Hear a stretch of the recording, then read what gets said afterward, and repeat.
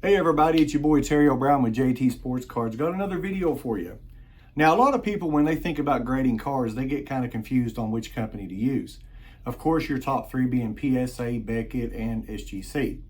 But today, I'm going to do a complete walkthrough for you and show you exactly how to grade cards with SGC. Also going to cover the pros and cons of using SGC, go over all the prices, and even show you where to find the specials. So, what are we waiting for? Let's get it.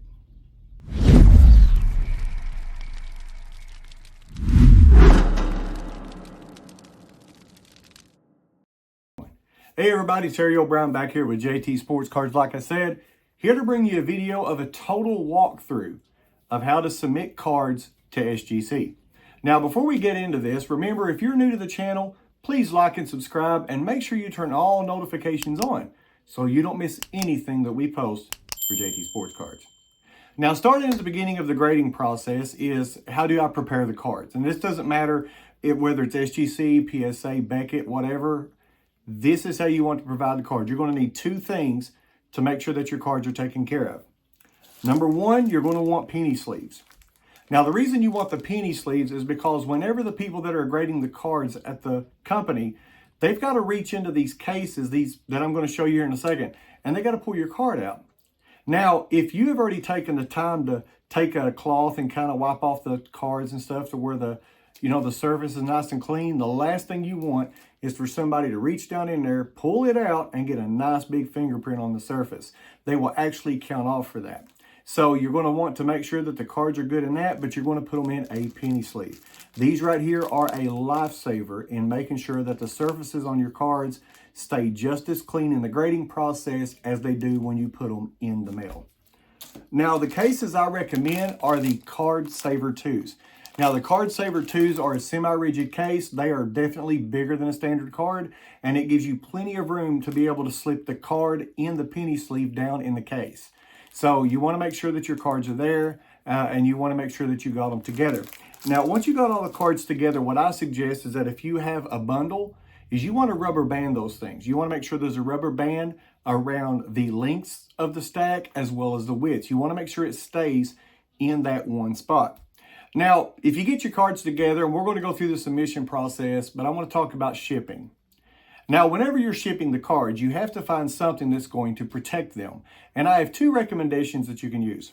Number one, you could always go to the mail and get these. These are the small size priority mail boxes. They're flat rate, and they will hold a decent amount of cards. Now, if you only have a few, then this is fine. But if you got a big stack, then this is not going to work for you. But otherwise, if you're only sending maybe 4 or 5 cards, 6 at the max, this is a good option you can use and be able to ship it protected in this.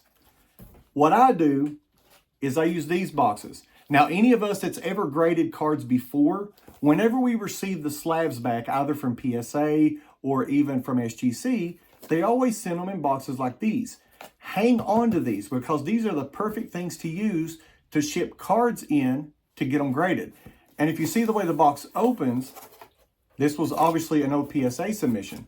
And as you can see, there's all kinds of packing. You've already got plenty of bubble wrap, plenty of styrofoam. That's why these are so valuable. If you ever want to send cards in to get graded, it will be protected in this. So obviously, if you use this, you're going to have to take it to a post office, get it weighed and scaled to pay the shipping. Or you can do like I do, just get easily on Amazon, get you a little cheap mailer scale, and then just look at the width, the height, scan it. I suggest using pirateship.com. That's where I ship all my stuff. Usually you can get stuff about $3 cheaper than what they charge if you go to the actual post office. So that's enough as far as what you need to pack the cards up and what you need to ship them in. Now, let's go to the computer and show you how to get started. So here we are. This is on SGC's website, which can be found at gosgc.com, gosgc.com. And what I really like about this website, whenever you first get on it and you want to send cards to get graded, is you will always find little arrows that's on the left of the screen and the right of the screen. And if you ever look at those, you will find the specials that they have. Like right now, they got a modern football grading special that as long as it's 2010 up to now, It's only 12 bucks a card. You have this one, which is the one we'll be submitting with today, is 1970s and 80s, regardless of what the card is, $12 a card. So obviously, if you don't have an account with SGC, you're going to want to set one up, and you're going to be able to do that here. So this is going to bring us to a screen, and then you're going to go to sign up. You're going to put your email, username, what your password is, and your full name, and click that, and you're good to go. However, I already have an account, so I'll go ahead and get signed in. All right, so we are now in the screen signed into my account. So in this case, if you're wanting to submit some cards, you got to make sure that you obviously have your cards with you, so that way you can look these up. So we're going to be doing a total of 7 cards. It's going to be a Rickey Henderson rookie card, a 1987 Turn Back the Clock Rickey Henderson, a 1987 Pete Rose. We're going to be doing another Pete Rose. We're going to do a Wilt Chamberlain, a Scottie Pippen rookie card, and a 1987 WWE Andre the Giant sticker. So now that we're here, you want to go to Start New Submission. Now, as you can see, you got your standard card grading here, which is usually $15 a card. But we are going to be going here to the 70s and 80s special. As you can see, it's only $12 a card. So you're going to come over here to the left-hand side, and you're going to start looking up your card. Now, I do suggest that whenever you're doing this, look on the back of the card. That way you know the year.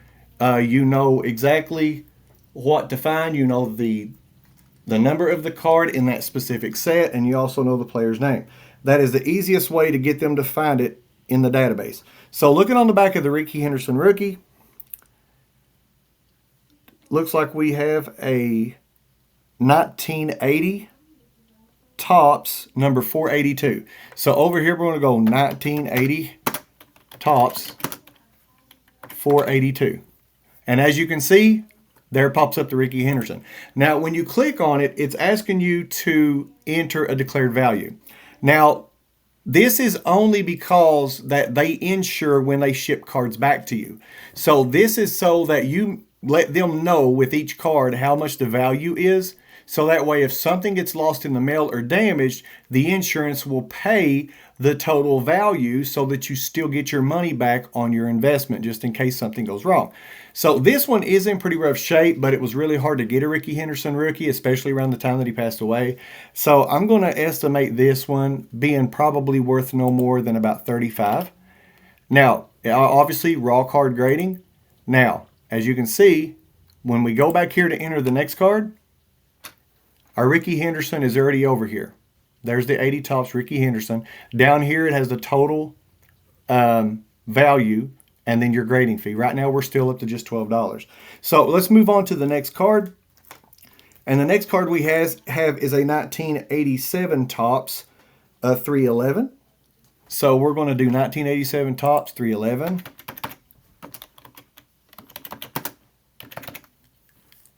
And there it is, Turn Back the Clock, Rickey Henderson. This card, I'm going to estimate the value to be around $25. And then obviously going to move to the next card. So I want to go ahead and get all the rest of the cards added in.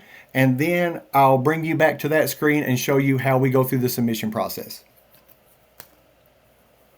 All right, so now we have all of our cards put in. As you can see, the Andre the Giant, Scottie Pippen rookie, Wilt Chamberlain, the 2 Pete Roses, and the 2 Rickey Henderson. So we have all that in. Once you got all your cards in and you can verify the total declared value and the grading fee, you're going to click Next. So standard total grading fee, now 5 to 10 business day estimate. And let me tell you, this is one of the biggest perks in grading with SGC. Is that the 5 to 10 business day estimate, they're usually pretty close on that. Now, mind you, it being business day, it's not going to count the weekends. So usually, depending upon when you send these cards in, after they receive them, you should have them returned to you in no less than around 3 weeks. And that is huge compared to PSA's backup log. Because the last ones I sent to PSA was only supposed to take about 60 days, and it took me 3.5 months to get them back. So in this case, you're going to click the standard, and you're going to click Next again. Of course, I will blur that out. That's the address. You'll put in your address if it's not the right one. If the address is correct, you can click Next. Then it's asking you to pick shipping. So if you do the shipping. The cheapest one is the USPS Priority Mail for $25. You can do FedEx Ground for $30, 2-day for $45, FedEx Standard Overnight. I usually do USPS Priority Mail, is fine. And keep in mind though that it will require signature upon receival of this. So we're going to do regular shipping. I already got it clicked right here. We're going to click next again. And then it's going to give you your information. So you have the address, what kind of shipping you have, the fact that you're paying for it. Then here you have all of the cards, declared values and service fees. Then here's the submission details. And then you're going to click finish and pay. Now keep in mind, this one does have you pay ahead of time. PSA doesn't make you pay until the cards are finished grading to come back. SGC does make you pay ahead of time, but don't worry, if something happens and you have a card that they cannot grade, they will send the card back exactly the way they got it, and they will take that off the fee. They'll reimburse you that. I've never had trouble with that before. So now finish and pay, you're going to click this. Now, obviously, I'm going to blur this out so you can't see this, but if you had just started an account with them, they'll ask you to put in card information. But this one already has where I've been on there before, so I can actually click the card that I want to use. And then I'm going to click Pay Now with Saved Card. It's going to process.